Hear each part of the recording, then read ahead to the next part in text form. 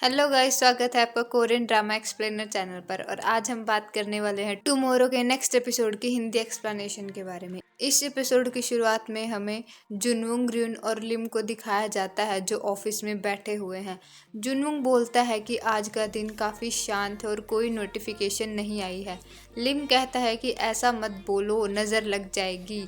जुनवुंग हंसता है, वो कहता है ऐसा कुछ नहीं होता। वो हंस रहा होता है और तभी उनका पूरा सिस्टम हिलने लगता है।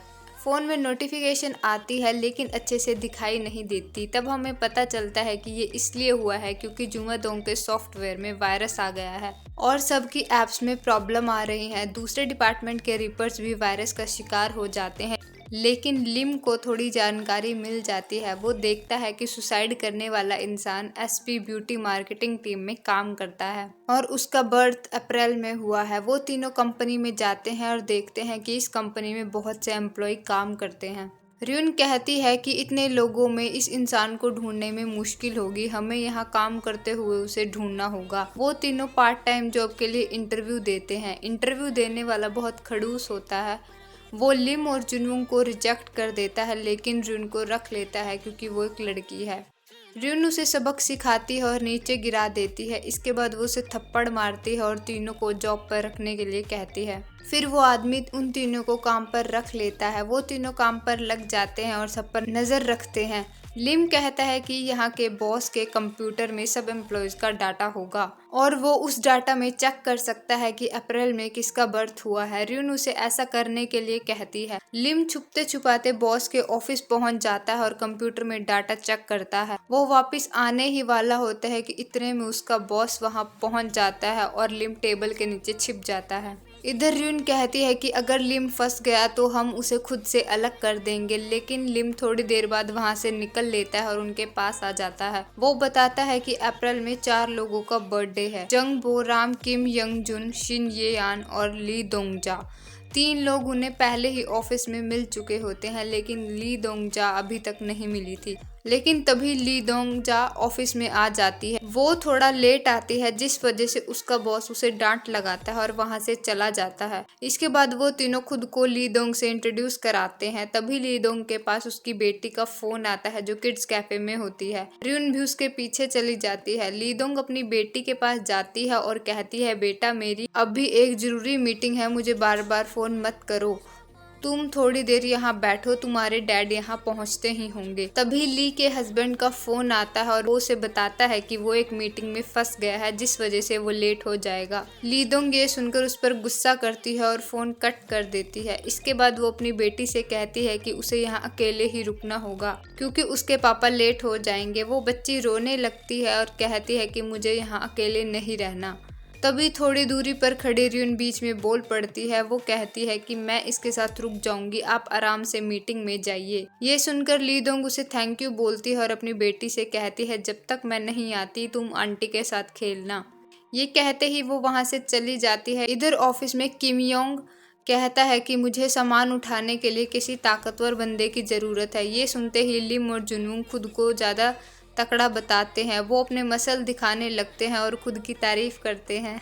वो डिसाइड करते हैं कि वो दोनों आर्म रेसलिंग करेंगे। उनकी आर्म रेसलिंग शुरू होते ही खत्म हो जाती है क्योंकि लिम 1 मिनट में ही जीत जाता है और वहां से स्टाइल मारता हुआ चला जाता है। अब जुनवुंग को जंग बोरा और शिन येना पर नजर रखनी होती है। जंग बोरा थोड़ी मोटी होती है और शिन येना ज़्यादा पतली होती है। वो लंच कर रहे होते हैं और शिन के पास किसी का फ़ोन आता है। वो बात करने के लिए बाहर चली जाती है। तभी वो बात करते हैं कि शिन बहुत पतली है लेकिन अच्छी लगती है। वो अपने काम में भी बहुत अच्छी है और प्रमोट होती जा रही है। तभी उनका बॉस वहां जाता है। जंगबो को सुनाने लगता है। वो कहता है कि तुम्हें कम खाना चाहिए, तुम बहुत मोटी हो गई हो। वो बहुत कुछ बोलता है तो जुनवुंग बीच में बोल देता है। जुनवुंग कहता है कि जो सलाह तुम उसे दे रहे हो उस पर खुद भी ध्यान दो। ये बात वो उसके मोटे पेट पर ध्यान देते हुए कहता है और वो उसकी डांट खाता है। फिर शाम को वो तीनों जुमादोंग के ऑफिस में मिलते हैं। लिम बताता है कि किम योंग हमारा विक्टिम नहीं है। उसने मुझे बताया कि वो खुद का बिजनेस स्टार्ट करने वाला है। वो अपने दोस्त के साथ बिजनेस करेगा और उसके लिए वो बहुत एक्साइटेड है। फिर र्यून बताती है कि ली दोंग भी हमारी विक्टिम नहीं है।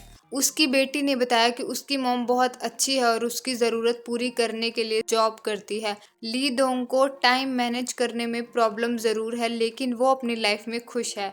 अब तो हमारे पास 2 लोग ही बचे हैं, जंगबो और शिन येना। फिर अगले दिन एसपी ऑफिस में काम चल रहा होता है। जुनवोंग को पता चलता है कि आज सोमवी शॉप खुलनी है और कस्टमर्स को गिफ्ट दिए जाने हैं। जोंग ने 3 बजे का ऑर्डर दिया था, लेकिन सप्लायर ने उसे 5 बजे समझ लिया और अब इसलिए ऑर्डर लेट हो जाता है। तभी जोंग सबसे माफ़ी मांगती है। उसका बॉस उस पर चिल्लाता है और खरी खोटी सुनाता है। शिन येना आइडिया देती है कि हम खुद वहां जाकर पैकिंग में मदद कर सकते हैं। हम 3 तक नहीं पर 4 तक तो सारा काम खत्म कर सकते हैं।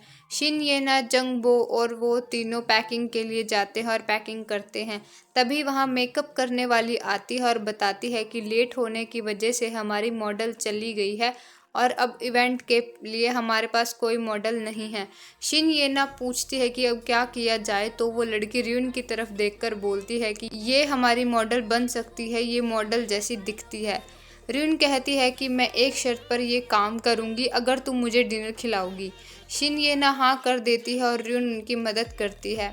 फिर डिनर के टाइम र्यून शिन येना की बातों पर ध्यान देती है और डिनर खत्म होने के बाद जुमादोंग के ऑफिस में बताती है, मुझे लगता है कि हमारी विक्टिम शिन येना है। जंगबो राम सेल्फ एस्टीम वाली लड़की है। लोग उसे मोटा बोलते हैं, लेकिन उसे इस बात की कोई परवाह नहीं है।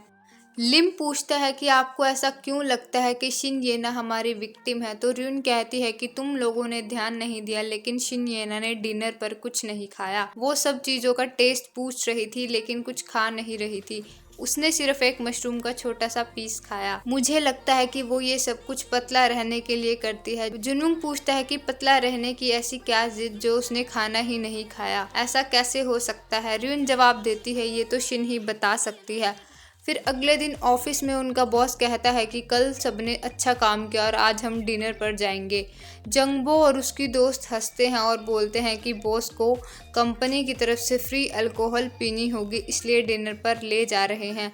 जंगबो अपनी चॉकलेट्स की कलेक्शन में से एक बॉक्स उठाती है और शिन येना को ऑफर करती है। शिन मना करती है, लेकिन जंग उसे ऑफर करती रहती है। अचानक से शिन को गुस्सा आ जाता है और वो जंगबो को सुनाने लगती है। वो कहती है कि तुम खुद तो मोटी हो, मुझे भी मोटा करना चाहती हो, तुम्हें शर्म आनी चाहिए और ये खाना बंद कर देना चाहिए। जंग बोलती है कि शिन तुम थक गई हो, इसलिए गुस्से में कुछ भी बोल रही हो। 2 मिनट में शिन शांत हो जाती है और जंग से माफ़ी मांगती है। जंग उसे आराम करने के लिए कहती है और अपनी सीट पर वापस आ जाती है। इसके बाद शिन कॉफ़ी पीने जाती है और लोगों की बातें सुनती है। सब उसे पतली बोलते हैं, कुछ उस पे हंसते हैं तो कुछ कहते हैं कि वो सिर्फ हड्डियों से बनी हुई है, उसमें मांस नहीं है। ये बात सुन के उसके सुसाइड रेट की परसेंटेज 95 तक पहुंच जाती है। र्यून कहती है कि मुझे लगता है कि शिन आज ही सुसाइड करेगी। इसके बाद वो डिनर पर जाते हैं, जहां उनका बॉस कहता है कि शिन तुम्हें कुछ खाना चाहिए क्योंकि तुम बहुत पतली हो। जोंग ज़्यादा ही मोटी है, तुम ज़्यादा ही पतली हो, तुम दोनों को मिक्स हो जाना चाहिए, मिक्स होने से तुम दोनों की अच्छी कर्व बन जाएंगी। ये कहकर वो हंस रहा होता है, तभी जुनवुंग उसके मुंह में चिकन बोन डाल देता है और वहां से बाथरूम की तरफ भाग जाता है। वहां बैठे लोग कहते हैं कि शिन तुम्हें सच में कुछ खा लेना चाहिए, तुम स्ट्रेस से बहुत ज्यादा पतली हो गई हो। ये सुनकर वो वहां से भाग जाती है। उसके जाते ही र्यून की टीम उसके पीछे चली जाती है और उसे ढूंढने के लिए अलग अलग हो जाती है। जुनवुंग को उसका एड्रेस मिल जाता है और वो उसके घर की तरफ भागने लगता है। इधर शिन जहरीली गैस को कमरे में छोड़ देती है और बेहोश हो जाती है। जुनवुंग भी वहां पहुंच जाता है और गैस को बंद कर देता है। वो शिन को उठाकर हॉस्पिटल ले जाता है। शिन के होश में आने के बाद जुनवुंग उससे पूछता है कि उसने सुसाइड करने की कोशिश क्यों की, वो पतला होने के पीछे इतनी ज़्यादा ऑब्सेस्ड क्यों है। शिन जवाब देती है, मैं पतला होने के पीछे ऑब्सेस्ड नहीं हूँ, लेकिन इस बात को कैसे समझाऊँ। वो कहती है कि वो बचपन में बहुत मोटी थी, बच्चों से चिढ़ाते थे, वो उसे पिग की तरह मोटी बोलते थे, उसका मजाक उड़ाते थे। इन बातों से तंग आकर उसने सुसाइड करने की कोशिश की, लेकिन वो टेबल ही टूट गया। उसे लगा कि मोटा इंसान तो आसानी से मर भी नहीं सकता और तभी से उसने पतला होने का फैसला किया। वो खाती थी और उल्टी कर देती थी। वो इतना ही खाती थी जिससे वो जिंदा रह सके। मैं पतली हो गई, लोग मेरी तारीफ करते थे, मुझे अच्छा लगता था। जुनवंग पूछता है कि तुम फिर इतने दर्द में क्यों हो। शिन जवाब देती है कि जब मुझे लगा सब ठीक हो गया है, लोग फिर से ताने मारने लगे। वो मेरे ज्यादा पतले होने पर हंसने लगे और मेरी लाइफ फिर से वैसी हो गई। मैं समझ गई कि मैं कैसी भी रहूं, लोग हमेशा मुझे जज ही करेंगे, इसलिए मैंने ये जिंदगी खत्म करने की सोची। जुनवंग पहले ही र्यून को फोन कर चुका था, इसलिए वो दोनों भी वहाँ पहुँच जाते हैं। वो बाहर उनसे मिलने जाता है और सारी बात बताता है। र्यून कहता है कि इस बार सब तुम हैंडल करोगे। जुनवंग पहले नहीं मानता, लेकिन र्यून के कहने पर मान जाता है। वो रूम में जाता है और शिन से कहता है, मैं तुम्हारी सिचुएशन को थोड़ा सा समझ सकता हूँ। मेरी एक सिस्टर है जो एग्जाम की तैयारी कर रही थी और उसका वेट 10 किलो बढ़ गया था। वो सबसे दूर रहने लगी थी, लेकिन मेरी मॉम ने उसे समझाया और धीरे धीरे वो ठीक हो गई। शिन कहती है कि जो तुम्हारी सिस्टर ने कुछ टाइम सहा, वो मैंने अपनी पूरी जिंदगी सहन किया है। मैं लोगों की बनाई इस जजमेंट जेल में कैद हो गई हूँ।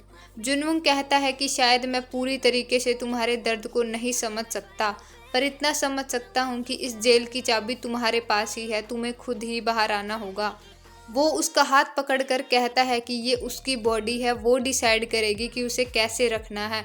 उसे खुद से प्यार करना चाहिए और लोगों की बातें नहीं सुननी चाहिए।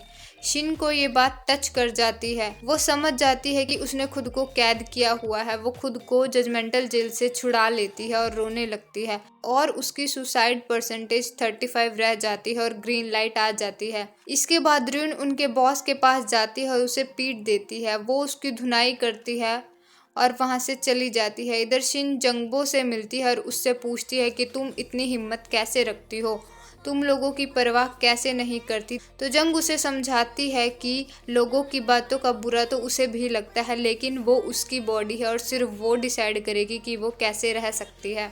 वो अपनी मर्जी से खाएगी और हेल्दी रहेगी। इसके बाद शिन भी पेस्ट्री की बाइट लेती है और मुस्कुरा कर कहती है, ये बहुत यम्मी है। इधर जुनवंग पूछता है कि आपको क्यों लगा कि मैं उसे समझा पाऊंगा। तो र्यून जवाब देती है कि इसे तुम ओल्ड पर्सन की इंस्टिंक्ट कह सकते हो। इसके बाद एपिसोड खत्म हो जाता है।